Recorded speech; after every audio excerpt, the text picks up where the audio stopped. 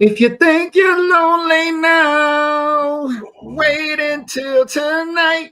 Ooh, it's crazy in these streets, Bob. Right about now, it's crazy how week to week things may go. But just think about this. Look at this left. I mean, we could be. Think if you were the parents of this kid right here next to us. Look at this. From DFW to Chi on my birthday to see the Cowboys win. I'm just like, man, look, we got to deal with this here. But I'm just glad I'm not his parents right now, because man, if they paid all that money to go out there to see that, bro, I don't know about you. How would you feel if you took your son all the way out to the Windy City and got that L? That young kid learned some hard lessons. Definitely, it's a good thing. It's a good thing to learn, man. I have a feeling there's a big softness with the younger generation. I'm hoping that'll harden that young person up. But yeah, I would be a little bummed as a father. But again, you need to taper your expectations. I think you and I mean, all three of us have this team winning today in some form or fashion. And to see it go so bad defensively and then eventually offensively was a surprise, I think, to even us. But yeah, that poor kid, that poor kid's got a long flight home.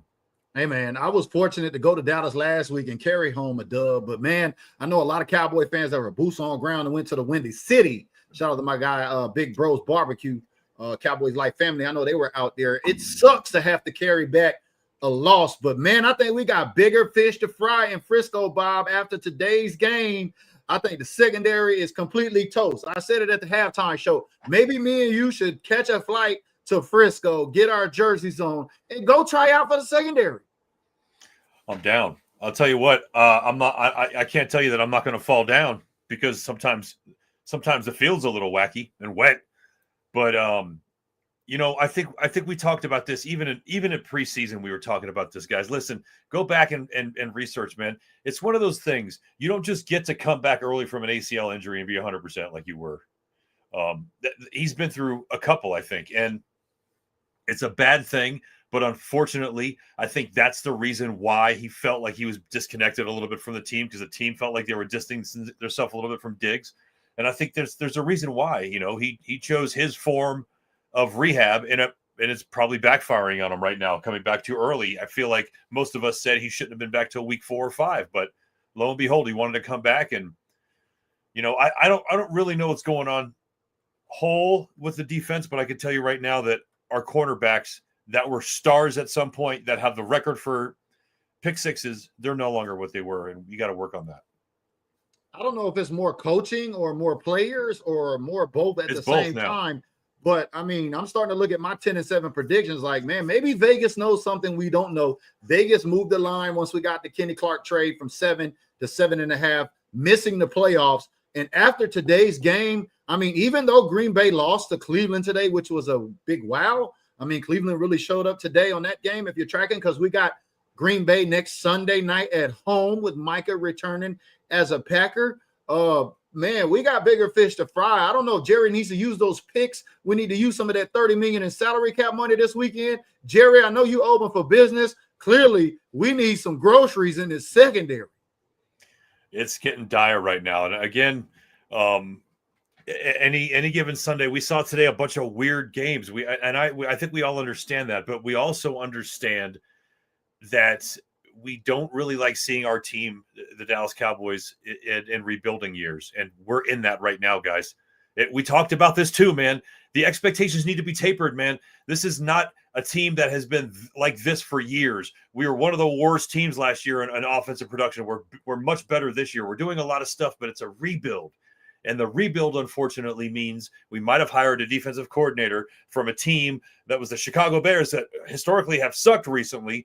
They fired him, but we made him a DC. So maybe there is some things that we need to do, player-wise, position-wise. A lot of people saying fire Eberflus, get Eberflus the fuck out of Dallas, because that's 2 weeks in a row. It's looking like we don't know what we're doing in the secondary. Like I said, y'all let us know in the comments below. Is it more on the players at this point in the defense, or is it more on the coaching, or is it just all together? Let us know what you're seeing down there in the comments below. This is a collective effort. Look, we know we got a bunch of pissed off Cowboy fans. I understand the Eagles won today, and I picked the Rams as an upset.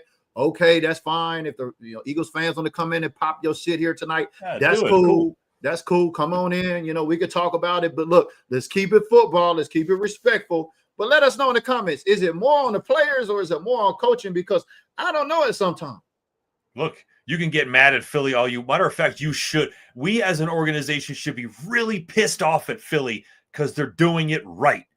Their team is finding ways to win after being down multiple touchdowns, all right? We aren't doing that. We're in a rebuilding year. We're trying to figure out what's working. What isn't working is the zone defense from Matt Eberflus. And even if we stayed in man all day long, we still would have been burned because the men we have now as starting defensive backs for the Dallas Cowboys are absolutely putrid. Elam was getting burnt left and right too. It was a shit show no matter what, whoever the hell you put back there, because it doesn't matter, man. It's their second and third string defensive backs, man. And that's the problem, man. We got a lot of people hurt right now. I think the offensive line actually held up pretty damn well for as long as they could. And the interceptions that Dak incurred were, one of them was his fault and one of them was not. So I'll take the one. Well, let's just throw the ball to my girl Kale's tapping in right now. Do we really think Jerry going to do something with them picks and that money we got after this performance against the Chicago Bears? Hey, real quick, y'all win? I didn't just see it. I don't know. Right now, it's still too early to tell what to, as far as with the picks and everything. I will wait probably until like mid-season, but something needs to be done. I don't know what's going on with Fluke's defense. I didn't see no game adjustments or anything. And I posted on Facebook. We're a zone running team playing another man press coverage team. So why didn't Flus make adjustments on our defense? I was seeing too many man coverages, and we're still playing zone. And like Paul Lutz is saying over there, check down offense was driving me nuts. What I need to know is, if they had such a bad set of cornerbacks, why our team was not beating them at all. It was one of those things where we kept throwing checkdowns. Even without CD, they should have been able to eat with George. I mean, oh my God, Jake Ferguson had like a record God number of catches today. Let's take a look at the stats. 14 receptions, I think. It's insane. No, I'm all for that. Yeah, we're about the other ones. Yeah, 13 receptions, 82 yards today. I mean, look, they were averaging 10.2 yards a play at some point, the Bears, against a very, very bad front. I didn't hear Frank Clark's name until he got hurt. Yeah. I don't know what was going on, man. And there's tone setters in the game, and obviously that fumble was a tone setter for us in another very bad way, man. It was a real. We were running the ball beautifully on that first drive. It felt like things were going. Yeah, that was a whole momentum shift. After that fumble, it just went all downhill from there. Jay's tapping in right now. Green Bay supporter on Build Different Group says, we're more than one trade away from being good. I know you're talking about being later on in the season, Kales, but do you agree with Jay? And if not, I mean, are we going to see Cowboys at some point try to make some aggressive moves? I mean, I can see us making aggressive moves, but not give away the trade. We need to get on the phone real quick and get Asante Samuels. Do you think Jadeveon Clowney in today's defense would have made any kind of difference? Because 0 sacks, 0 pressures, it seems like. Caleb Williams, a career banner Hall of Fame night against the Cowboys. If we activated Clowney, honestly, in my opinion, he would have made a big difference. I mean, we would definitely see some rushing and passer, and everything, and definitely pressures on Caleb Williams. But it's Clowney has been sitting out a little bit longer, and everyone is comparing that to Kenny Clark. Kenny Clark was already playing. Kenny Clark. I'm sorry, I said Frank Clark. Yeah, but didn't he go down? Didn't he have an injury in tonight? Did he come back in, or I didn't follow what happened with that? I seen him come out with an injury or something. Yeah, I think he came back in. But okay. But Clowney has been out for some while. Like since the last. So Clowney not going to make that much of an impact on this defense coming in next week. So we got bigger fish to fry in Frisco. No, he's a defensive. He's a run defense kind of guy. He's an edge setter, so I think he might in terms of corralling. Yeah. Yeah, so I think Clowney will be okay for next week against Green Bay. I'm okay with him sitting out this game because he was signed to us. He really didn't practice until Wednesday or Thursday. Wednesday was basically a walkthrough. They didn't have a typical practice and everything. So you probably had to clear up his arrest too. Right. So and then he had his physicals and everything. So technically for this game, the first actual practice was Thursday. Well, we got Green Bay on prime time up this week, and I'm just scared. Like CD said recently in the media a couple of weeks ago that he hopes Micah don't get back in the backfield in 2 seconds because Micah's coming in as a Packer, and I'm just ready to flush this game with Chicago. We all three had Chicago winning here today. I was telling Bob in the blue room there before we got in, I was like, I think we had the scores kind of backwards, 31-14. He had 35-14, had 34-14. I had 37-35. Yeah, you damn sure gave 37 points to Chicago. And I said, if we're in that kind of a shootout with, we're gonna have bigger fish to fry. Right now, oh man, we got more than one problem. Yeah, if all you got to do to beat Dallas is chuck it up, that's a big thing, man. That's a big thing. People are doing to us what we want to see our team do to other teams. And on that defense, there's nothing that this defense can stop, unfortunately. And I don't know if we're going to win another game this season. If this is the product that the defense is putting out, and that's even with Bland coming back and Diggs coming back, I don't think they're going to hold it down enough for that to be a problem. That's why I was asking if it's players or if it's on scheme with coaching, because it looks like we have the talent, but maybe they're not performing. But then we have the coaching, but they're not making the adjustments like what Kel said. It's just you pick your poison type of deal. And I'm like, where is the flus that we had from when we had Sean Lee, when he was in the building all those years ago? And I saw adjustments. That was a different game. Time. And I'm like, where's that flus? Because this new flus we need to have a conversation. You made the adjustments in week 1 against Philly. You did adjustments in game. You did adjustments during halftime. We had a weather delay, so we sat out for nearly an hour. So you had a whole additional halftime period to make adjustments until it was time to come back in. So we had 2 games after that where there was no adjustments. You were still playing a zone defense with a man coverage opposing team on both sides of the ball. I don't know. I'll tell you what. I just don't know that. I don't know that even going from one end to the other, going from zone to man, this game would have done anything. The personnel we have back there can't execute no matter what kind of defense we're putting out there. The defensive backs are bad, and then with Diggs being out, he was the only decent player we had back there, and without Diggs, we were garbage. So they could have done anything, and they would have scored against us. I don't know. I don't think switching schemes is going to be the problem. I think we just have really shitty personnel. Well, we've talked about the defense to a great extent as we see some of the Dak haters are now coming out in the comments. Let's talk about this offense a little bit. I mean, Dak throwing 2 picks, sacked twice, not looking like Dak from New York, not looking like Dak against the Eagles. It looked all bad all the way around. Dak was 31 of 40.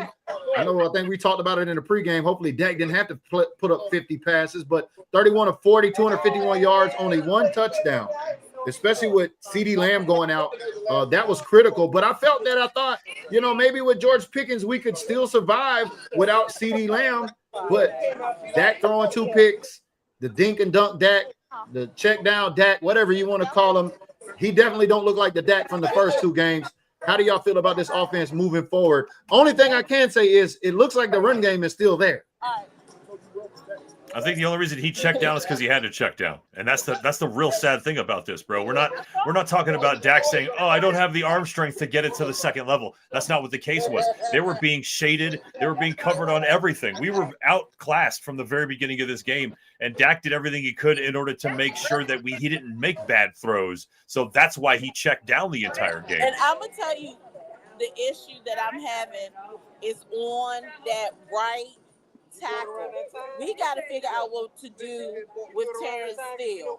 Because one thing I was looking at during this game was on the rack on Terrence Steele's side. He let Dak in a lot of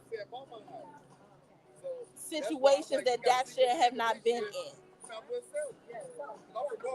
Yeah. Like you let a third string D tackle come after your quarterback. Yeah, so A again, left, because Terrence is on the right. So you let a left tackle, defensive tackle, get to that and put pressure on him. I mean, we're seeing the team figure out how to play together in real time. This wasn't the same offensive line we've had for 5 years where continuity has already been established. Again, we need to go back and remember everything is rebuilding right now. It's unfortunate. It sucks. We don't want to see this. We want to see some wins and some. It just we're figuring stuff out, and this is testament to that. I can't be lying. If we just got beat by the Chicago freaking Bears, do you know what I mean? Like. I can't be lying about this. We're rebuilding right now, and we're not doing very good. That's the reason why we've got such great draft picks now, because we're going to start making good decisions in the draft. We got 2 first-round picks for the next 2 years. The chances of us trading those off for somebody right now are so slim. I don't see Jerry doing that. Let me ask you this, Kels. With the return of DeMar Overshown on the horizon, does this look like it may speed up as it looks like we're seeing reports that maybe he's on time or ahead of schedule or something? I mean, does this put a pressure on them trying to bring him back faster than Sonya? I would not put him back any earlier than what he needs to be, because I don't want to take another risk of him getting re-injured again. Keep him on schedule. So he's supposed to be active on Thanksgiving, but that does not mean he will play on Thanksgiving. His target date is whatever that first game in December is. That's when he's supposed to come back. Well, Greg's bringing in a great question. He says, today's loss wasn't on Dak, in my opinion, because a lot of people are pointing at Dak. That's why I wanted to talk about this offense. Yes, George Pickens, he should have caught that pass that was on his hands that went off and resulted in one of Chicago's interceptions. But still, when any team gets a pick on Dak, it's like a big-time celebration because, it's Dak. But was it on Dak today? Let us know in the comments. I don't think it was. I mean, the offense, we didn't score any points in the second half, so maybe. I don't know. What do you think, Bob? Is it totally on Dak? No, he took a chance at the end of the game when we were already out of it and threw an interception to a linebacker that was a crappy thing. But the other one came off of Pickens' hands. I'm really tired of quarterbacks getting the heat for hitting wide receivers in the hand and having the ball fly up and get intercepted. I don't feel like those interceptions need to go. I feel like they need to go against the wide receiver, if I'm being honest. But, today it had nothing to do with Dak. He did what he needed to do throughout the entire game.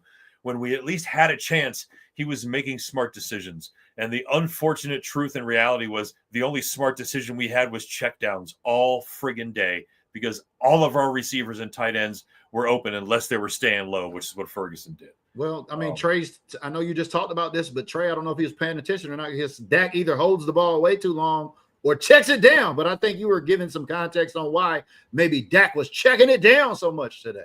Yeah, he did. It's not, again, Dak's playing good ball. If he sees somebody open, he's going to throw it to them. But he did not see anybody open, so he didn't throw it to. He threw it to who was open, which again, unfortunately, was the freaking running back out of the backfield and the tight end basically coming back out of a block.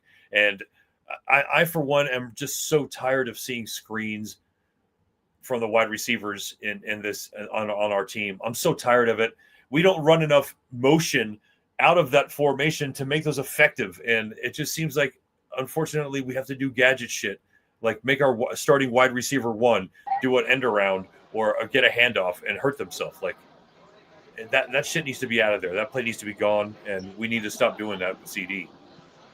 CJ's tapping in. He says, worst offensive tackles in the league, and don't get me started on a dumpster fire on defense. Ooh, talking about offensive line. They held up for a while today. I mean, I'm not so quick to dump on them yet. But again, there was a couple penalties. They were beat. It wasn't amazing, but I don't know. When I'm talking about who we're going to poop on for the rest of the night, they're a little bit lower on my list, but they're probably on there. So yeah, I'm not going against what you're saying, CJ. Yeah. No. It's all an open discussion here. It's not about who's right or who's wrong. I know everybody's pissed off. We got to tap in. We want to talk about it. Tap in and let us know how you feel. Sterling says Bears didn't give us a chance to go deep. Maybe that's why we seen dink and dunk Dak so much tonight. Was because of the coverage. Yeah. I mean, it's pretty elementary, guys. Just figure this out if that's the case. I know everybody's coming for somebody because I know everybody in the fan base love to point the fingers, but that's what I was asking. Is it more on players or more on coaching? Because at this point, after this week, I don't think we might get to 7.5 wins. Period. Like Vegas got a 7.5. I don't think we get there playing this brand of football like we just put up on the road against the Chicago Bears.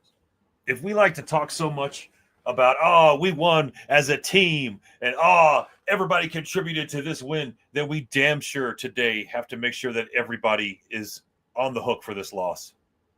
It's just to what degree? For the first and foremost, the defense and our defensive coordinator ruined that game for us today. And unfortunately, we were already thin at the positions that ruined it for us. So once Diggs was out and we have Elam coming in trying to cover anybody, who I think statistically is the worst cornerback in the league right now, I don't know that you're going to have any recipe for winning. Again, everybody needs to chill. I don't know that we're going to do very good this season, but we have 2 first-round picks for the next 2 years. There's going to be a lot of good stuff that we're going to get to do in the offseason, and just be happy that we have some sort of fun football games that we see this year. Don't expect us to have a winning season, I don't think, now. Yeah, Eric Taylor tapping in with that Green Bay says, I know Jerry wanted to sign Micah, but if the trade was in the cards, we should have done that in March and signed Jordan Lewis. I think because now we're seeing oh my God, we can't stop the bleeding in the secondary. The Siobhan Rebel thing. I mean, I don't know where he's at coming back. Like this whole secondary thing just became a dumpster fire real quick. I think quicker than a lot of folks maybe have expected because now we're like, especially with Bland, we heard maybe Bland might come back, but no, even Trayvon Diggs is questionable tonight. And then when he was out there making tackles, it looks like he may have got a stinger or something like that. So I clearly said if the Chicago Bears wanted a chance to beat the Cowboys today, Caleb Williams is going to have to put it up. And he did a banner night tonight. We take a look at his stats. Oh, what's going on there? It's 2 weeks in a row we've given quarterbacks their record. Yeah. 100%. I don't know what happened to Kales. Where'd she go? Kales, you there? Yeah, I'm here. Okay. It's dark over there. I didn't know if you was off camera or on camera or what. Oh, I hit the them haters got you in the dark over there? Is that what it is? They ran you out the club? No, I'm in the car. I put the camera off real quick while I got situated in the car. Oh, okay. Yeah. Right. But honestly, and I was listening to everything that you was saying, and I was about to agree with what Bob said till I saw that I was backstage again. But honestly, when you look at it in the grand scheme of things, we're actually a 0-3 team. I don't know how. I can't put it any other way. Yeah. Y'all let us know what is your quick fix to this. I mean, we need to stop the bleeding. I don't know if we can do it in a week. We got a primetime game coming up with Micah coming back with the Packers. And the Packers lost today, and so I think that quells a little bit about. I had Green Bay winning today. I didn't think Cleveland could pull it off, but man, they put a defensive front on Green Bay today, and I think Green Bay is going to come and try to unleash it on the Cowboys back at home. I feel sorry if you got tickets. I already had Green Bay winning this game this week. It ain't looking good. When we played desperate teams. The first team, Philly, was desperate to defend their title, and they did. Then we had to play New York, and then hadn't won one and didn't want to lose. Today is the same thing, and next week we're going to have to play a team who just lost the game that they don't think they should have lost. and they're going to give it their all, and they're going to probably whip our ass, man. I mean, we thought that was the case before any of this was going down. Yeah, Ray Pierce, OG tapping in says, so this is how bad Jerry can pick coaches. So ones without backbones. I don't even know if we're there just yet. I don't know if this had anything to do about coaching and backbones. But I'm a push back on that because Jerry didn't pick Flus. Yeah, actually, you're right. I get. He just gave. Yeah, Schottenheimer hand selected Flus, right? Yeah. Stephen Jones, Will McClay, and Shotty picked this year's coaching staff. But I mean, honestly, without the interceptions and stuff, when I looked at Shotty's offense, I liked what I saw with the offense. It's just that, I mean, it was some glitches and everything. I don't know what Dak was seeing. Well, on the second pick, I don't know, in the end zone, I don't know what Dak was looking at, but that first interception that Dak had, that was on the receiver. The receiver stopped. That was a perfect throw. And that was a perfect ball. It's kind of like more gas on the fire. We know the 2 picks weren't the whole game. It was a combined everything from coaching to players to calling to playing, everything. I mean, Caleb Williams, Chicago Bears having a banner night tonight. I know Bears fans are feeling good. Do we have any Bears fans having it with us? I don't ever see any Bears fans over here, but I'm pretty sure they might come out after the day. Oh, there was one at the bar today. And the way that he was going, he was going like the Bears had an undefeated season. Hey, when you up, right? I mean, we was up just last week. I know I was in Dallas, and the world was up. I was happy to bring back a dub, but I know there's a lot of Cowboy fans gotta carry that L home today. So shout out, baby. I know your feeling. I'll be out in Denver with my guy Bob here in October, and then down in Vegas in November, and it looked like I might have to carry a couple of L's home too if this team continues to play this way. I'm not happy about it one bit at all. It's nothing to look forward to this week going to Sunday Night Football. It's not a, hey, if we just fix this, maybe we'll be able to tweak that. Maybe we might have a chance. But Sunday Night Football, Packers, Micah coming back. Ooh, it's getting ready to be a ratings buster, Bob. Oof. It's going to be a tough one to watch, y'all. Definitely tough, man. This weekend is my 13th wedding anniversary weekend, too. I was really hoping for a Dallas Cowboy victory to give us a little bit of a gift, but hey, it is what it is, man. I'm not going to let it ruin the weekend, man. I'm over that. Kels, you still there? I think we may have lost her there, but anyway, I was getting ready to wrap it up. I wanted to kick it back off and show that photo of that kid. Where did he go? We could be that kid going to Chicago for his birthday today and then having to carry back that L. That would suck, man. Where did I get that photo? Yeah, the Broncos lost again today, so I mean, maybe that game that we checking out might actually wind up being a little bit better than we thought, man. Who knows? Yeah. Well, I guess we'll go ahead and wrap it up. My girl Kels is in the dark, and it's only my guy Bob and I left. But win, lose, or tie, we told you we go live. And we'll be back. We'll be live again back next week for the pregame and postgame show of the Sunday Night Football game between the Packers and the Cowboys. Y'all stay loyal, stay true. Even if you want to turn in your star, come bring it in, turn it into a DM. We'll see y'all in the gym on the next episode. Turn out the lights. The party's over. They say that all good things must end. Call it a night. The party's over, and tomorrow and next year starts the same old thing again.